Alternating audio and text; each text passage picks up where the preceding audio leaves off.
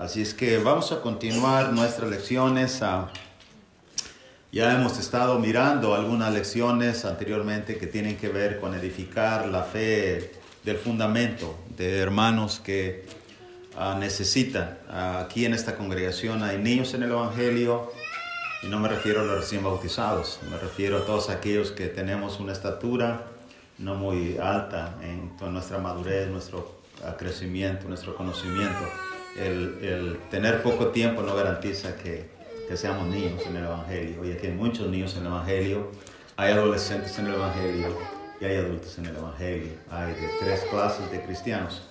Y he estado tratando de enfocar algunas lecciones para adultos ya anteriormente, y creo que son muchas, y algunas para los medios y otras para los más principiantes. Así es que esta es una de las lecciones también que va dirigida al fundamento de la fe de algunos principiantes.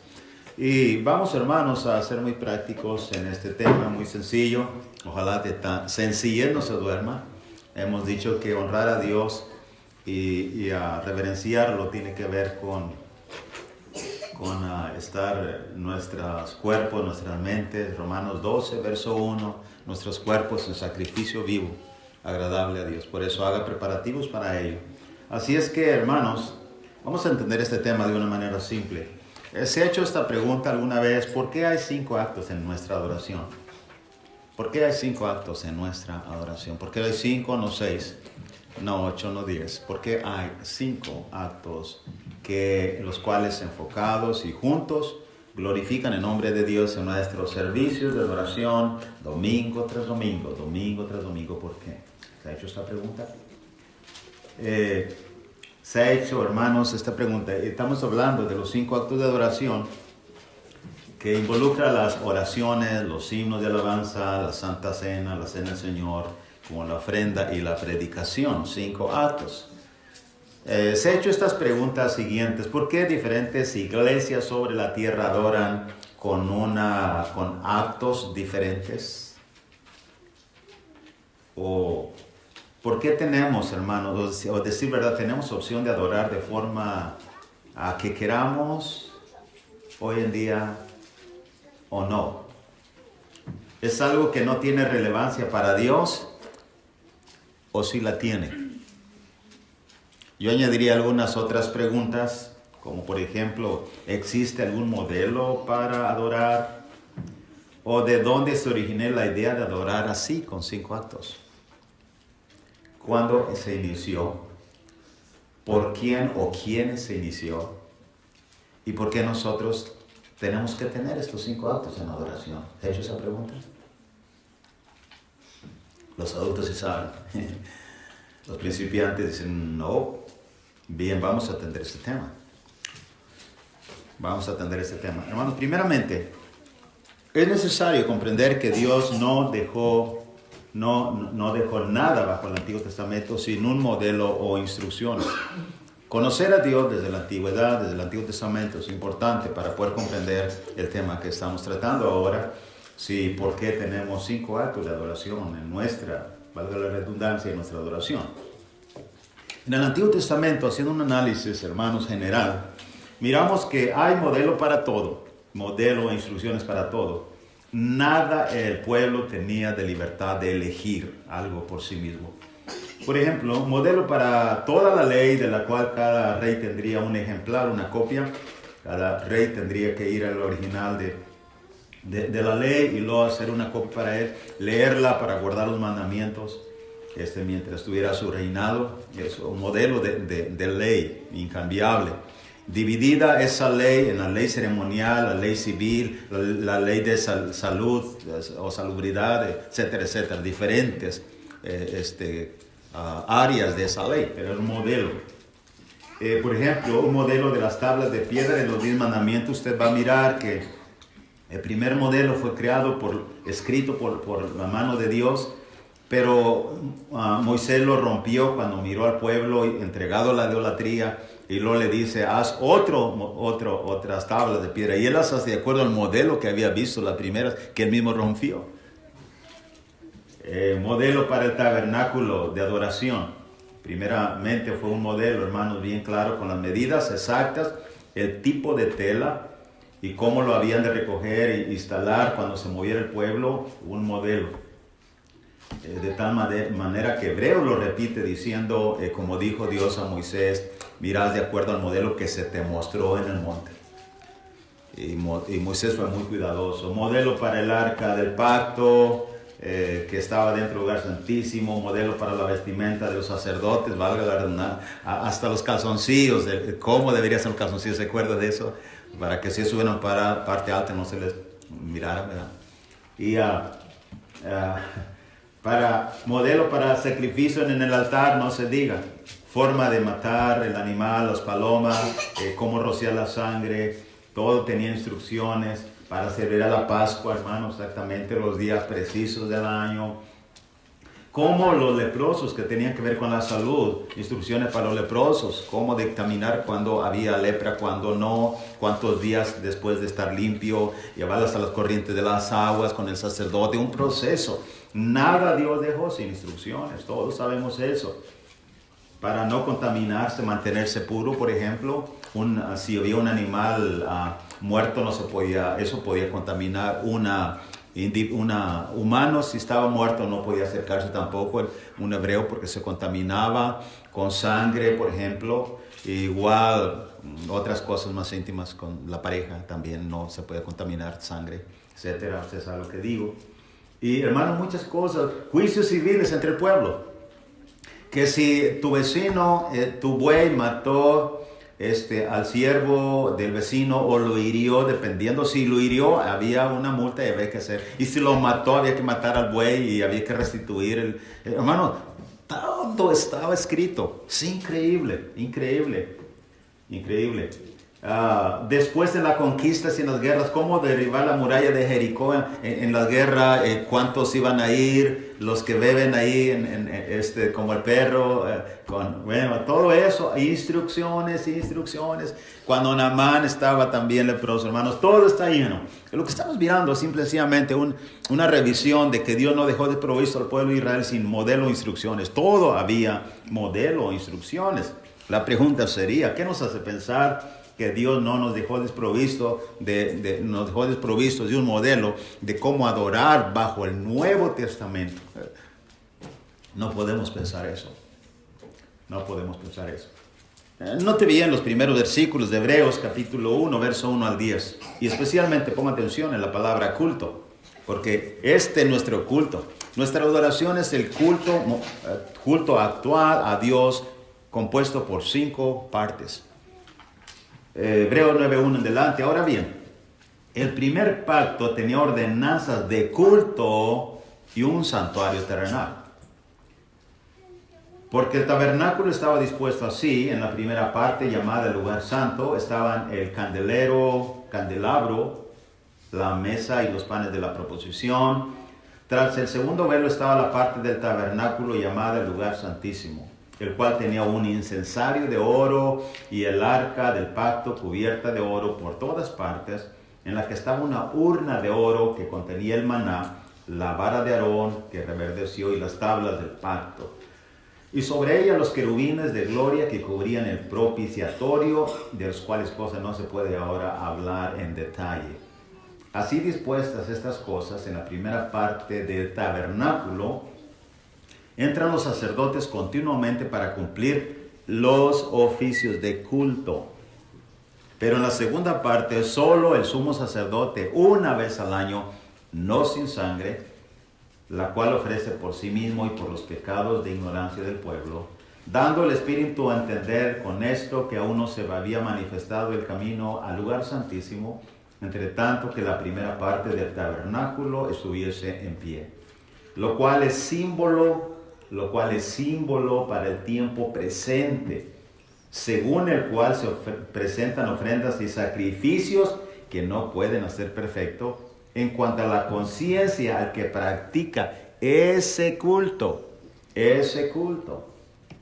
ya que consiste solo de comidas y bebidas y de diversas abluciones y ordenanzas acerca de la carne, impuestas hasta el tiempo de reformar a las cosas. Tiempos de reformar las cosas. Significa que eso era momentáneamente, era símbolo, era una representación, un culto con ordenanzas, instrucciones de cómo adorar a Dios en culto. ¿Hasta cuándo? Hasta el momento impuestas, hasta el tiempo de reformar las cosas. Se reformó todo. Específicamente lo que habla aquí del culto y la adoración a Dios bajo el Antiguo Testamento. En otras palabras, hermanos, Jesús habló acerca de esa reforma de culto. Jesús habló un poco antes de que llegara la nueva era de los adoradores y un culto diferente bajo el Nuevo Testamento. Jesús lo dijo muy sencillo en Juan 4, versos 14 al 19, cuando hablaba con la mujer samaritana y le dice, él dijo a la mujer, Señor, me parece que tú eres profeta. Nuestros padres adoraron en este monte y vosotros decís que en Jerusalén es el lugar donde se debe adorar.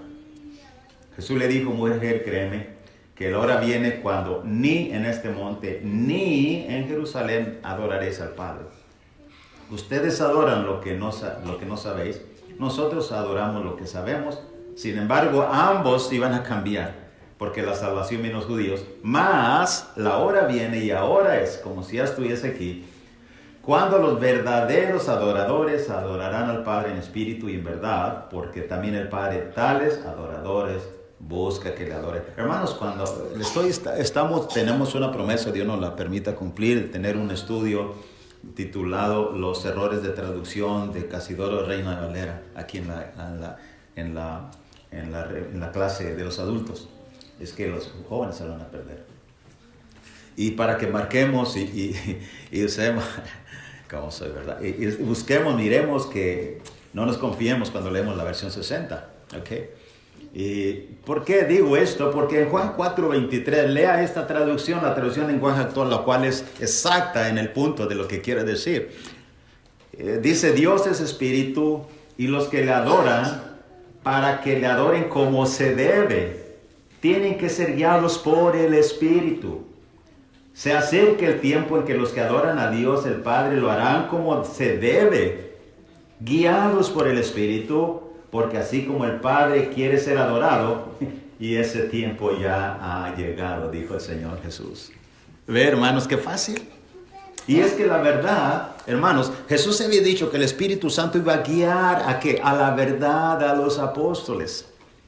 En Juan 16, verso 13, Él les ha dicho, me conviene que me vaya porque va a venir. ¿Y qué va a hacer? Verso 13, pero cuando venga el Espíritu de verdad, Él los guiará a toda la verdad.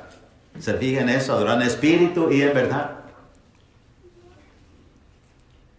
Él los guiará a toda la verdad, porque no hablará por su propia cuenta, sino que hablará todo lo que oyere. Dios le revelará y hará saber las cosas que habrán de venir.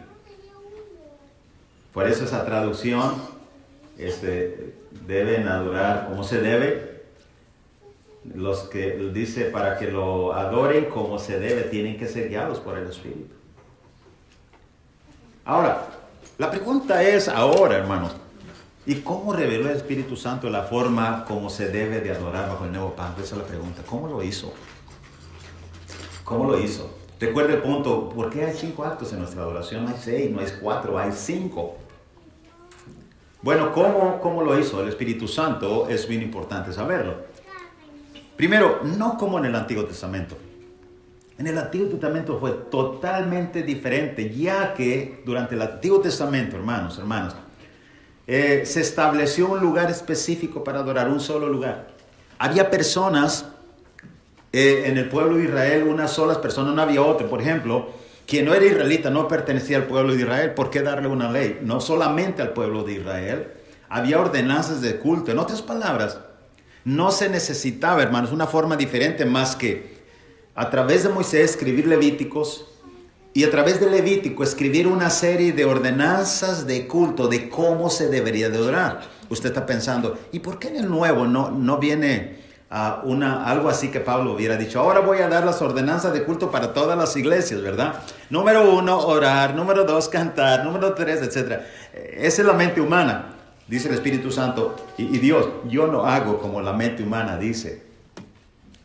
Dios hace cosas diferentes y eso es lo maravilloso de nuestro Dios. Al hermano Berto le hubiera gustado, pues yo quiero el orden de allí de la organización, acá en otro cuadro el orden, la lista del culto y en otro, etcétera, etcétera. No, dice Dios, no es así. ¿Cómo lo hizo el Espíritu Santo? No lo hizo como en el Antiguo Testamento. Estoy diciendo, era un solo pueblo, estaban juntos de regreso a tierra de Canaán, tenían un solo tabernáculo. ¿Por qué hacer diferente? Simple, una lista. Ahora, en el Nuevo Testamento, hermanos, amigo oyente, es totalmente diferente al Antiguo. ¿Por qué? Primero, ¿sabe usted que había iglesias que se multiplicaban, comenzando desde Jerusalén, Judea, Samaria y hasta que llegó hasta la última de la tierra? Muchas congregaciones en el tiempo que el Espíritu Santo dio estos 5 actos. Muchas congregaciones en diferentes ciudades. Había iglesias locales en diferentes provincias, Macedonia, Acaya, etc. De ahí que los apóstoles enseñaron, siendo los mismos apóstoles, enseñaron la misma cosa, tanto en una congregación como en otra, lo que se debería de hacer. Ya en el siglo fines del siglo primero, en el siglo segundo, empezó a haber dificultad con este orden de adoración, cambiando los hombres, entrando la apostasía y otras cosas. Pero, hermanos, el punto es que el Espíritu Santo los dio a toda la verdad, a todos ellos. Y eso es precisamente lo que vemos en efecto. Imagínense toda la provincia de Macedonia, de Acaya, Antioquía, llegando, pasando a cruzar el mar Mediterráneo, allá hasta Atenas y Corinto específicamente. Todas esas iglesias sabían adorar cual debiera ser.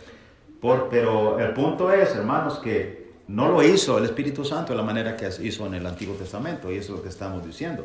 Así que, en conclusión, el modelo de culto está disperso entre las iglesias, entre las cartas de ese tiempo, y hay que recolectarlo para comprenderlo. Y eso es interesante. Pasa lo mismo con el plan de salvación, lo cual hoy en día muchos hombres, aún religiosos, con todo respeto, pierden de vista y no comprenden.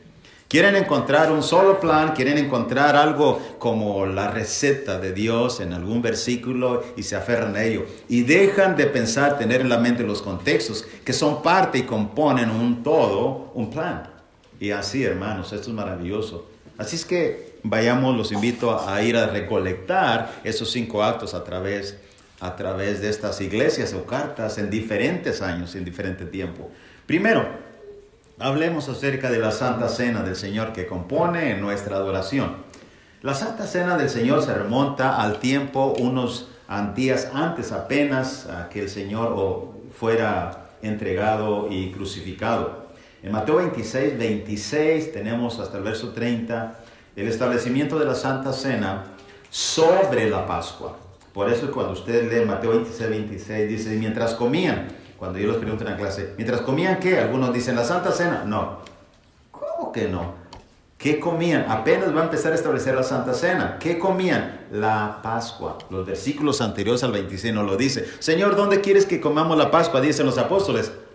Vi a cierto hombre y decirle en tu casa, he decidido celebrar la Pascua. Así que fue y se sentó a la mesa y van a comer los panes de la proporción. Y usted dice, ¿cuáles panes? Los panes de allá que se explicó en Éxodo.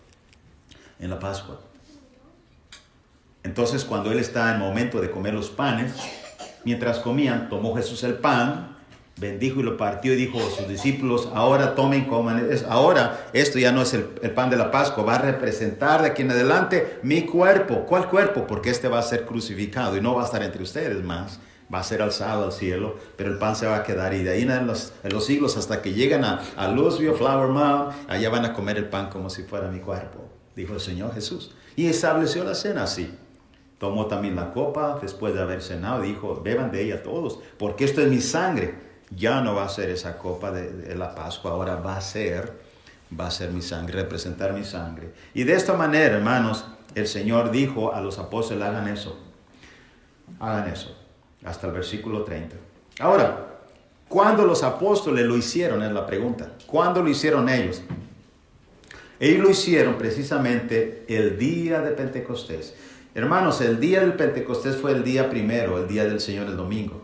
¿En qué día el Señor empezó a hacer la creación? En el primer día, el domingo. Y descansó el sábado. El sexto, descansó el sábado. ¿Ok? De ahí que entonces El Señor hizo las cosas en 6 días y el séptimo descansó y el domingo inició a hacer todo. Y el domingo empezó la iglesia del Señor y el domingo se está adorando ahora. Así que no podemos hablar de otro tema del domingo, lo hermoso del domingo.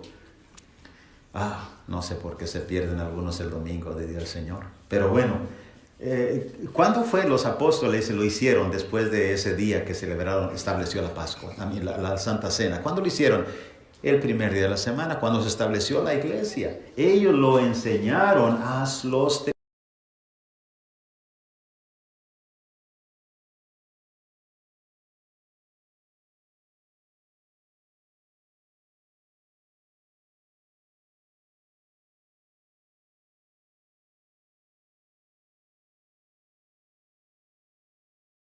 bautizados. En Hechos 2:42 perseveraban esos como 3,000 en la doctrina de los apóstoles, en la comunión unos con otros, en el partimiento de pan y en las oraciones. Hermanos, qué hermoso es. El Espíritu Santo ya los está guiando a la verdad. Si a alguno se le pasó aquel evento unos días atrás, el Espíritu Santo les puso que era domingo y que les enseñaran los 3,000 que celebraran la Pascua tomando el pan y el jugo de uva. Qué hermoso saber esto. Ahora están siendo guiados por el Espíritu Santo. Está haciendo su trabajo y ellos están tomando la Santa Cena como adoración a Dios. Luego, después, tiempo más tarde, en los hermanos en Troas, Pablo llega y deliberadamente deja pasar 7 días y se queda allí 7 días para el domingo estar tomando la Santa Cena en la adoración. Hechos 27. El primer de la semana reunió a los discípulos para partir el pan, es el propósito. Pablo les enseñaba, alargó el discurso hasta la medianoche. Eutico se durmió, se cayó y se murió ese día. De tal manera, hermanos, ¿y paró ahí? No. La iglesia en Jerusalén celebró la Santa Cena. La iglesia entró y celebró la Santa Cena. Ahora nos vamos hasta el puerto de Corinto. En Corinto, Pablo, el predicador a los gentiles, que no estuvo en la Santa Cena de Jesús, pero él lo recibió. ¿En qué momento? No sé, no me pregunte eso. Pero él lo recibió del Señor. Porque él dice, porque yo recibí del Señor lo que también les he enseñado. No estuvo el día de Pentecostés Pablo ahí. Se bautizó años más tarde. Y enseñó exactamente lo mismo a la iglesia en Corinto. ¿Qué me enseñó el Señor? Que la noche que fue entregado tomó pan. Y habiendo dado gracias, lo partió y dijo, tomen, coman, esto es mi cuerpo que por vosotros partido. Hagan esto en memoria de mí. Eso dijo Pablo a la iglesia en Corinto. Y de esa manera, hermanos, de esa manera, podemos mirar que esto no es casualidad. No se le ocurrió a alguien, dice, vamos a poner estos 5 actos de adoración para hacerlos. No. Fue el Espíritu Santo. Y estamos yendo de una ciudad a otra, mirando qué hizo el Espíritu Santo, cómo está disperso estos 5 actos. De tal manera que así sucedió. Ahora entremos un poquito a hablar acerca, hermanos, de la forma de alabarle. Me estoy refiriendo a la alabanza. A la alabanza. ¿Cómo sucedió que el Espíritu Santo reveló que habíamos de cantarle con nuestra voz? Bueno, es muy sencillo. Y esto se remonta al momento de la Santa Cena. En el momento, hermanos, que Jesús tomaba la Pascua, Jesús cantaba un himno muy común entre los apóstoles. No me pregunte cómo se llamaba el himno y no me pregunte si estaba en voces, pero era un himno muy común por los apóstoles. Y una vez que celebraban la Pascua, cantaban un himno. Y esta ocasión no fue la excepción. El Señor no celebró la Pascua una sola vez de Mateo 26. Claro que no. Alrededor de aproximadamente 3 años el Señor anduvo con sus apóstoles y celebró la Pascua cada año como judío, como debía hacerse. La última en la Pascua se estableció la Santa Cena y dice así la Escritura, el verso 29. Digo que desde ahora no beberé más de este fruto de la vida hasta que el día en que lo beba nuevo, no de nuevo, nuevo como ustedes en el reino de mi Padre, lo cual fue en el día de Pentecostés. Y cuando hubieron cantado el himno, Mateo lo trata como si fuera muy familiar. Cantaron el himno. ¿Cuál? El himno. Salieron al monte de los olivos. Desde aquí se estableció, hermanos, que por mismo Jesús, de la autoridad de Jesús, no solamente la cena, sino la forma de alabarle. De esta manera, el guiador, el Espíritu Santo, guió a los apóstoles con la misma idea de alabarle con canto, con canto. De ahí usted tiene un sinnúmero de textos dispersos en diferentes cartas y en diferentes ciudades durante el Nuevo Testamento, guiados por el Espíritu Santo. Después de Mateo 26:30, Colosenses 3:16, la palabra de Cristo muere en abundancia, cantando en vuestros corazones, Efesios 5:19, cantando y alabando al Señor en vuestros corazones, Hebreos 13:15, que era para hermanos que estaban expatriados, como Pedro también lo escribió a ellos en Ponto, Galacia, Asia, Bitinia, fruto de labios que confiesa su nombre. Así es que la vemos con fruto de labios que confiesa su nombre. Y es por eso, hermanos y hermanas, amigo oyente, que la alabanza constituye una segunda parte, requisito para la adoración. En otras palabras, usted está diciendo, hermanos, usted está diciendo que la iglesia en Éfeso, Filipos, Galacia, etcétera, etcétera, empezando desde los apóstoles, solamente cantaban himnos y no tocaban instrumentos. Así es. Y no hay ni un texto ni una evidencia de instrumentos musicales en la iglesia, excepto por un texto que se malinterpreta de Apocalipsis, que analizaremos en otra ocasión, que los que estaban delante del trono cantaban como canto de arpistas. Pasen la palabra arpas en Apocalipsis, pero en una forma simbólica, no literal. En el cielo no hay carne ni sangre, no entra carne ni sangre. 1 Corintios capítulo 15, verso 50. Tampoco el arpa entra. Si la sangre no entra, el arpa jamás entrará. Téngalo por seguro. Así es que el punto, continuemos, hermanos, mirando cómo el Espíritu Santo reveló estos 5 actos que la iglesia primitiva, como algunos le llaman, ya practicaba en ese tiempo. Bueno, así que cuando juntamos todos los 5 actos, están dispersos en congregaciones en diferentes ciudades, eso forma nuestro culto. Así que pudiera seguir hablando acerca de la ofrenda. 1 Corintios 16, 1 y 2. Como la iglesia en Jerusalén, en Hechos capítulo 6, hermanos, no había ofrenda, pero había voluntarios que vendían sus propiedades. Hechos capítulo 5, capítulo 6, 7 hombres para ayudar en las necesidades, hasta que llegó la situación del hambre en toda Judea y se establece el mandamiento de una manera circunstancial, por la circunstancia, valga la redundancia, del hambre. Entonces se establece 1 Corintios 16, 1 y 2, a lo cual ya se había establecido mandamiento a las iglesias de Macedonia, como ordené a las iglesias de Macedonia. Cada primer de domingo hagan esto. Y de esa manera, hermanos, miramos cómo es que en diferente tiempo y en diferentes ciudades se estableció este mandamiento a la ofrenda. La predicación, Hechos 27, Pablo alargó el discurso hasta la medianoche. Ahí está el discurso, ahí está la predicación.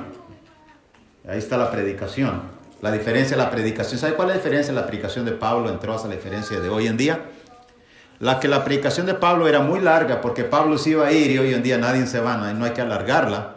¿Cuál es la similitud? Que muchos siguen durmiendo. Solo que algunos no se matan porque no están en el aposento alto.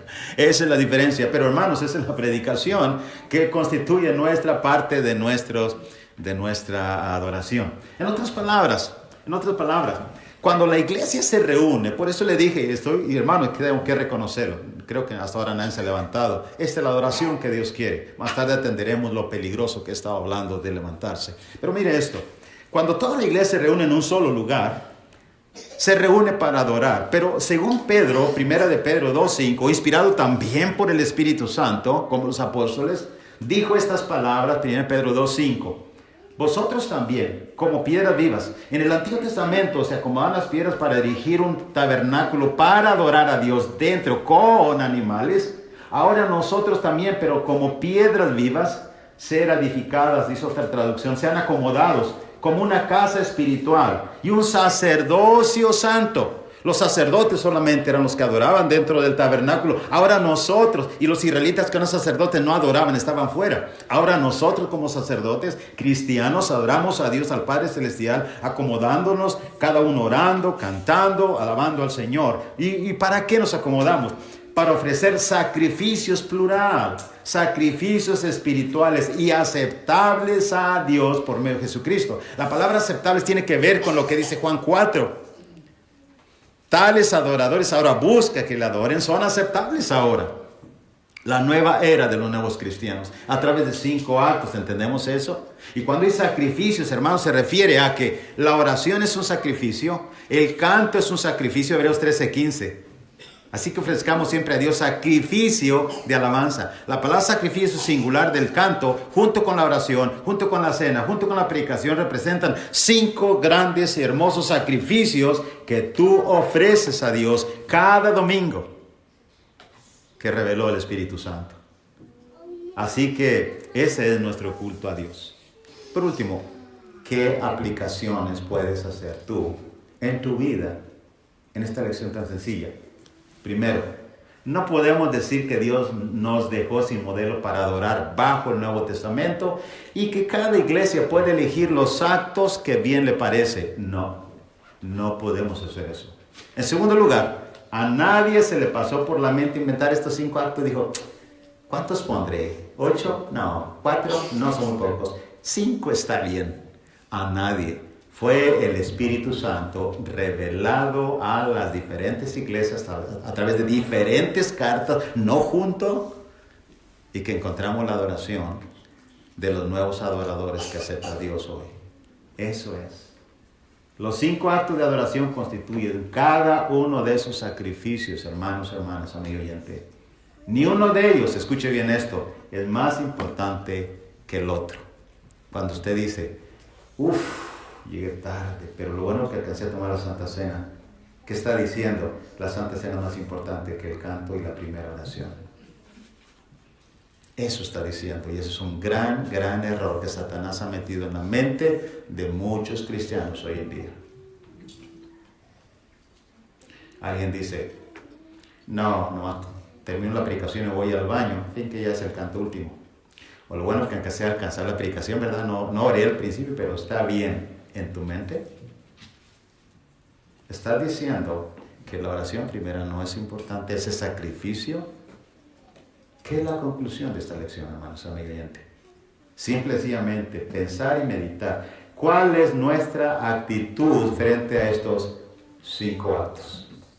¿Cuál es tu actitud frente a estos 5 actos? ¿Crees que estos 5 actos constituyen los 5 sacrificios, que es toda la adoración completa a Dios? Y si es así, entonces ¿por qué muchas veces te pierdes parte de la oración o parte del himno en el restroom, en el baño, o en el parking lot, en el estacionamiento, porque aún no llegas? Y seguimos con una conciencia tranquila. ¿Cuál es nuestra actitud frente a estos 5 actos? Ya sabes de dónde vienen. ¿Por qué tenemos 5 actos? Ya lo sabes. Ahora la pregunta tuya que verás a tu casa es, ¿cuál es tu actitud delante de estos 5 actos? ¿Te puedes dormir en la predicación, pero en el canto no? ¿Cuál es tu actitud? Y disculpe que sea muy claro, porque esa es la realidad. ¿Cuál es tu actitud en estos 5 actos que le rindes a Dios? ¿Estás, hermanos, por último, estás realmente adorando a Dios de forma completa o incompleta? La respuesta es tuya. Mientras nos paramos para cantar y exaltar el nombre de Dios en el himno siguiente. Si tú estás aquí, dice, hermano, yo soy un visitante, jamás me levanto, nos consta. Amigo oyente, visitante, nos consta. Nunca te he visto levantado un visitante en nuestra congregación. Qué vergüenza que los cristianos lo hagamos. Pero déjame decirte una cosa, tú estás aquí, si yo, hermano, yo nunca me levanto, excelente. La pregunta para ti es, ¿está Dios recibiendo estos 5 sacrificios?